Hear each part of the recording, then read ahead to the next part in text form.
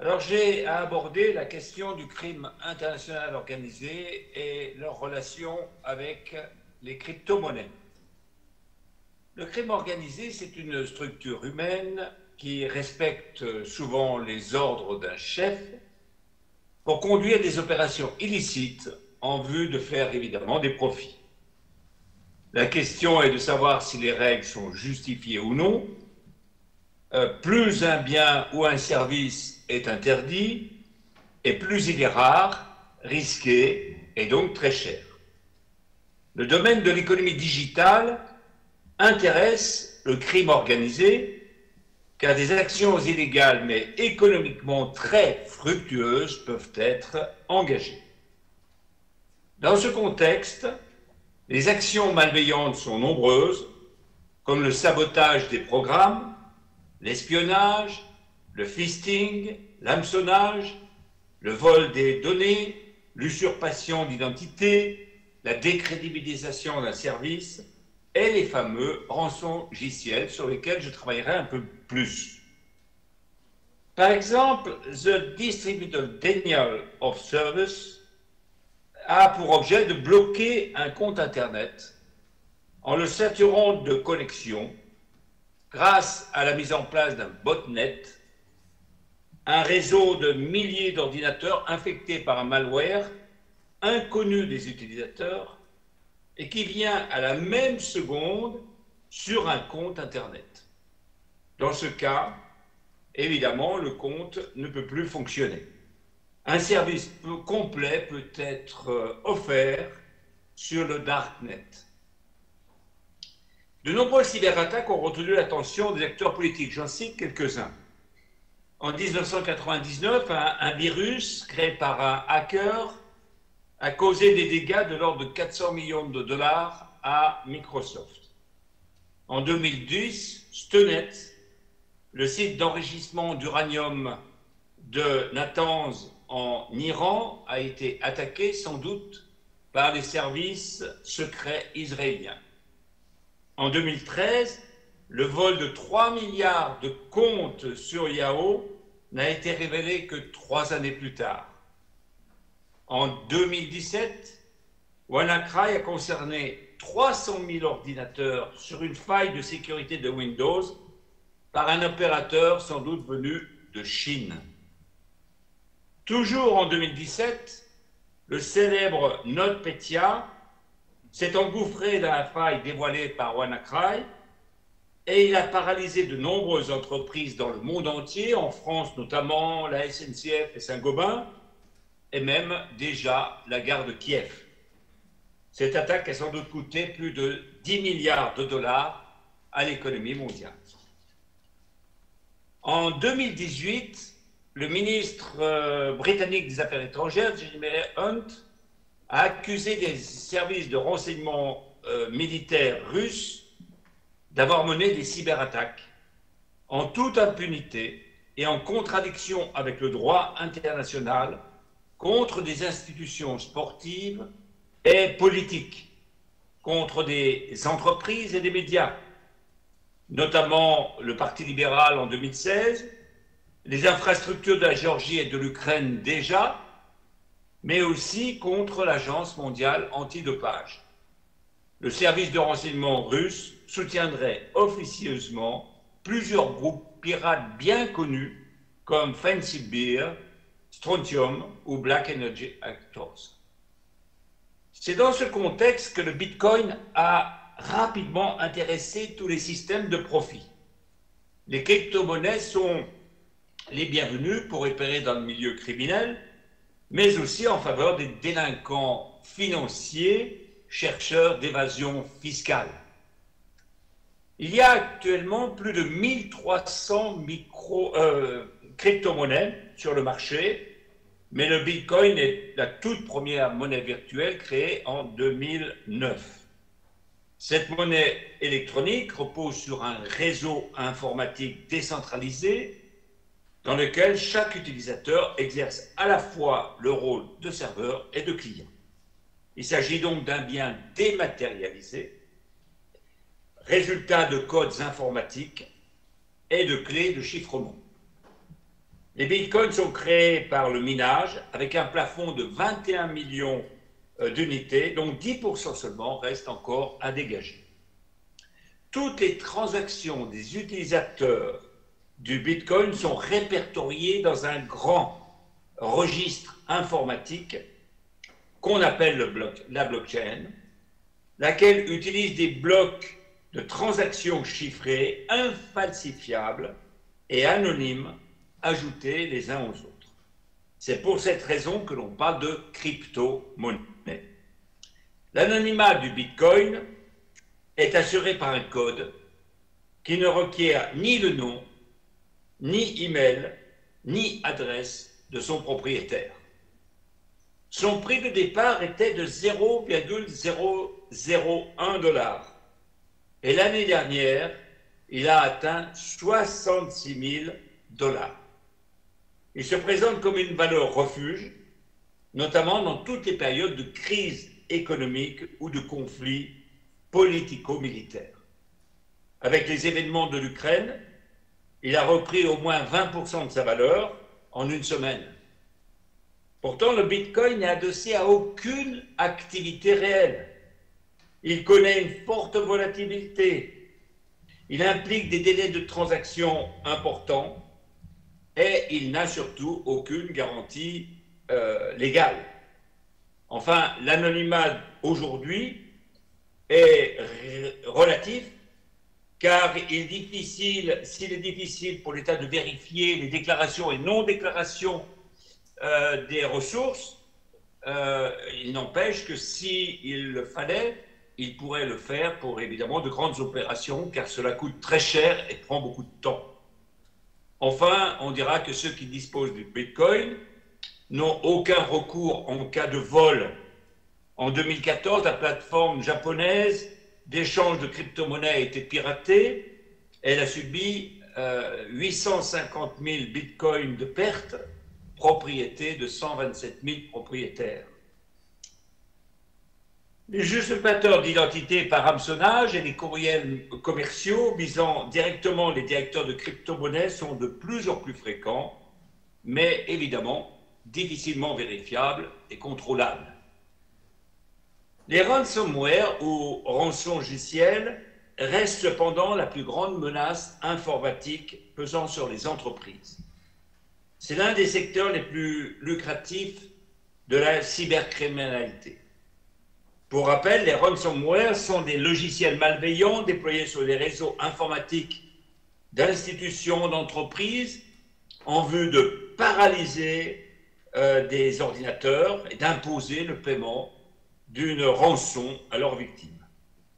Ils procèdent donc par le cryptage de tous les fichiers d'une entreprise, les rendant impossibles à déchiffrer par son utilisateur normal. Le hacker se manifeste ensuite en demandant une rançon en échange de la clé de déchiffrement. Bien avant les crypto-monnaies, il y avait déjà eu des rançongiciels. Le virus Archivus demandait à ses victimes, en guise de rançon, d'effectuer des achats sur des sites pharmaceutiques. Avec l'arrivée du Bitcoin en 2009, les menaces qui pèsent sur les entreprises, les administrations et même les citoyens sont à la fois évidemment plus fréquentes et plus faciles à définir. Le montant total des transactions suspectes liées au rançongiciel s'élevait à 700 millions de dollars par an. Selon un rapport du département du Trésor des États-Unis, et cela c'est important à se souligner, les transactions Bitcoin sortantes d'une valeur de 5,2 milliards de dollars sont dues en grande partie au paiement de rançongiciels, connus ou non. Le Bitcoin est le moyen de paiement exigé à plus de 95%, même si aujourd'hui le paiement en Monero, une crypto-monnaie avec un anonymat amélioré, est demandé parfois par des groupes pour des affaires beaucoup plus importantes. Le coût de ces opérations se chiffre en dizaines de milliards de dollars protection informatique comprise. Les fournisseurs de services sur le Darknet mettent à disposition des groupes criminels des infrastructures qui aident à l'exploitation des données et permettent la mise en place de clouds illicites où l'on peut placer des données volées.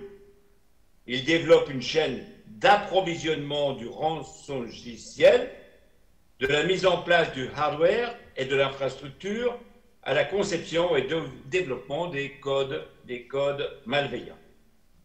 Autrement dit, tout le mode opératoire peut être trouvé sur le Darknet avec toutes les étapes qui peuvent être ainsi suivies. En 2013, les officiers du service de police de Swansea sont informés que leur système informatique est touché par un virus du nom de CryptoLocker qui rendait illisibles les documents d'enquête et les documents administratifs. À l'époque, une rançon de 2 bitcoins, c'est-à-dire 750 $ de l'époque, a été demandée avec un compte à rebours, et si cela n'était pas fait, eh bien, les informations seraient fournies publiquement. Les analystes de la police y ont vu un génie du mal, utilisant un procédé criminel révolutionnaire et une rançon en bitcoin, un moyen de paiement qui à l'époque était pas si connu que ça. L'auteur, un Russe, dirigeant d'une organisation criminelle appelée le Business Club, a continué plusieurs autres opérations malgré une prime de 3 millions de $ proposée pour son arrestation. Mais les autorités russes n'ont jamais réagi.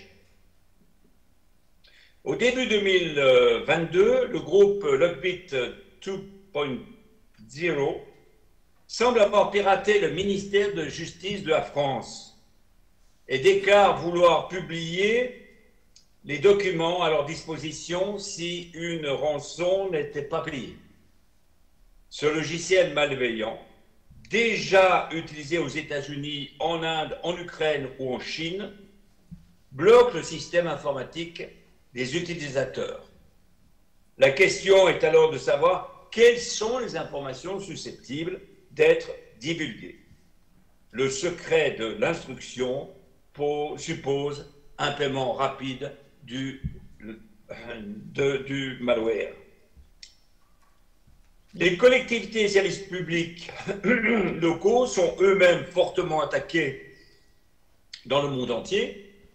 Les systèmes informatiques de la mairie de Saint-Cloud ont été paralysés au début de cette année, ainsi que l'hôpital de Dax.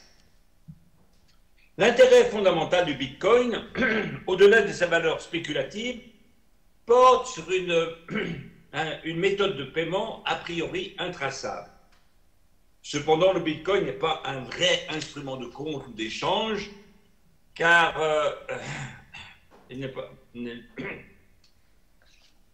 caractéristique d'une monnaie.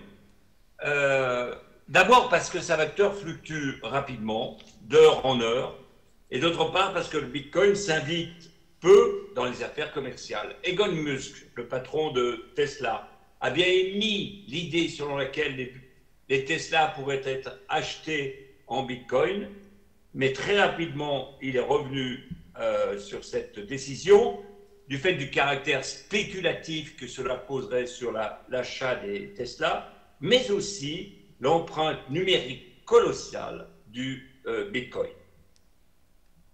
Lorsque les Bitcoins ont été recueillis par les criminels, il s'agit pour eux soit de les remplacer sur le marché en dollars, soit de les conserver comme épargne spéculative. Il est alors possible d'échanger les bitcoins avec d'autres crypto-monnaies, de délocaliser les adresses, d'utiliser des plateformes pour cacher et obscurcir l'origine ou le propriétaire des bitcoins. Il y a des mixeurs, et ces mixeurs permettent de rendre très difficile la trace de ces différentes opérations. La crypto-devise existe en quantité limitée. L'achat de Bitcoin ne fait qu'augmenter sa valeur. plus les investisseurs sont paniqués, plus ils achètent de crypto-devises dont la valeur augmente. Les criminels sont obligés de les conserver et le Bitcoin joue alors un rôle comparable à celui de l'or placé dans les coffres-forts de la Suisse, dans les paradis fiscaux. Dans ce cas, la thésaurisation s'installe à terme et celle-ci ne s'investit évidemment plus dans l'économie réelle. Les paiements en Bitcoin et autres crypto-monnaies sont peu réglementés, anonymes et décentralisés. C'est pourquoi il est difficile à la justice de déterminer les coupables des rançongiciels. Il faut d'abord chercher à améliorer la sécurité des systèmes informatiques des unités productives et afin de combattre les cyberattaques des crypto-monnaies. Alors, les autorités publiques cherchent évidemment à identifier les points faibles dans ces nœuds de réseau et de perturber ainsi les chaînes d'approvisionnement. Aujourd'hui, il est rare que les rançons versées par les entreprises soient récupérées. Cependant, depuis quelque temps, quelques résultats ont été obtenus. Par exemple, dans le rançongiciel de Colonial Pipeline, 45% des carburants consommés sur la côte est des États-Unis, le Bitcoin a été au cœur de la proposition des criminels. La police américaine a accusé le réseau DarkSide, en lien avec la Russie, d'être à l'origine de cette attaque. Alors, de manière extraordinaire, en mai 2021, la justice a pu récupérer 64 bitcoins sur les 75 payés par Colonial au groupe de hackers DarkSide. La question est maintenant de savoir comment le FBI a pu obtenir ces informations. Le FBI explique avoir suivi à la trace toutes les transactions Bitcoin qui ont été transférées à de multiples reprises. Il possédait de fait la clé privée du portefeuille au bout de chaîne. Autrement dit, il avait tous les arguments pour pouvoir retrouver les attaquants. Simplement à dire, le versement de 75 bitcoins était estimé à 4,4 millions de dollars. Au moment où ils ont pu récupérer les dollars restants, ils n'ont pu récupérer que 2,3 millions de dollars, c'est-à-dire 50% seulement de la valeur versée auparavant par ce rangeau vers Colonial Pipeline. En 2018, 2 Iraniens ont été accusés d'avoir causé 30 millions de dollars de pertes pour un butin personnel de 6 millions de dollars, donc le prix de la rançon, en concevant et en proposant un rançongiciel qui s'appelle SamSam. Ces cybercriminels sont encore recherchés par le FBI. Début 2021, le réseau Netwalker a utilisé un rançongiciel du même nom qui a paralysé le réseau informatique de nombreuses entreprises et d'administrations, et le coupable a été arrêté, et on a pu récupérer 720 bitcoins, mais 1200 bitcoins avaient déjà transité sur son portefeuille numérique. Décembre 2021, un jeune homme vivant chez ses parents a été interpellé dans le Vaucluse avec des comptes en banque d'une dizaine de monnaies virtuelles valorisées à plus de 20 millions d'euros, un lingot d'or et une Rolex sur la base d'informations fournies par un service français spécialisé. En fait, il avait utilisé lui aussi des rançongiciels, mais la plupart de ces opérations n'avaient pas été connues de la plupart de la police. Donc on voit que les interpellations sont difficiles, rares. Les responsables du rançongiciel échappent souvent aux autorités par leur capacité technique, mais aussi par le fait qu'il faut faire très vite et que les dégâts qu'ils peuvent provoquer sont considérables, parfois 10 à 100 fois supérieurs au paiement de la rançon elle-même. Et donc, La plupart de ces rançons ne sont pas connues, ce qui évidemment pose aussi quelques problèmes. Beaucoup d'opérateurs de rançongiciels louent les outils à d'autres groupes spécialisés dans l'intrusion. On voit donc qu'il y a plusieurs systèmes, mais ces systèmes existent sur le Darknet et il est possible à tout moment de pouvoir s'engager dans cette opération, comme l'avait fait le jeune homme du Vaucluse. Pour lutter contre ces opérations, les autorités exercent leur pouvoir sur les plateformes de conversion, c'est-à-dire au moment où les criminels cherchent à changer leur bitcoin en monnaie légale. Comme les crypto-monnaies ne sont pas réellement des monnaies, il faut donc s'engager dans la monnaie fiduciaire. Utiliser cet argent pour des achats reste évidemment très difficile. Donc il y a toute une structure de blanchiment d'argent et il faut dire que bien souvent, les opérateurs des plateformes de conversion ne sont pas très regardants concernant l'identité des personnes. Alors faut-il interdire le Bitcoin? Les défenseurs du Bitcoin mettent en avant la liberté des personnes, le rejet des politiques monétaires officielles, la protection contre l'autoritarisme de l'État. Et dans ce cas, on peut dire que le Bitcoin est quand même principalement utilisé sur les sites commerciaux de biens et services illicites ou pour ceux qui désirent s'engager dans l'évasion fiscale, chose que l'on ne parle, sur laquelle on ne parle pas suffisamment. Le marché actuel des crypto-monnaies est insuffisamment régulé. Et donc, les rançongiciels provoquent des effets très négatifs sur l'ensemble de l'économie mondiale. Le gouvernement des États-Unis s'est engagé à lutter contre cette menace et il appelle à une harmonisation des réglementations internationales concernant les crypto-monnaies. Mais comme vous pouvez le penser, la Russie ou la Chine ne s'inscrivent pas vraiment dans cette situation. Encore que, le Salvador a décidé de faire du Bitcoin sa monnaie nationale, au même titre que le dollar. Il est vrai que le taux d'inflation dans ce pays est très élevé et que d'une certaine manière, les évolutions du Bitcoin sont quand même beaucoup moins violentes. Cependant, cela veut dire en même temps que le Salvador s'inscrit dans les mouvances des paradis fiscaux et de la protection des grandes fortunes, pas nécessairement gagnées de manière très légale. Aujourd'hui, le gouvernement chinois a interdit aux banques nationales les transactions avec les bitcoins et toute autre crypto-monnaie. Les États-Unis commencent aussi à exiger des contribuables, mais pas des banques, une information sur les mouvements de plus de 10 000 $. Les États cherchent à empêcher la création d'un système fermé de crypto-monnaie qui pourrait remplacer le marché en monnaie nationale. Ils s'organisent pour créer des e-monnaies et normalement, en 2023, on devrait avoir une e-monnaie en euros. Le Bitcoin est donc, je termine, le Bitcoin est donc une œuvre d'art mathématique.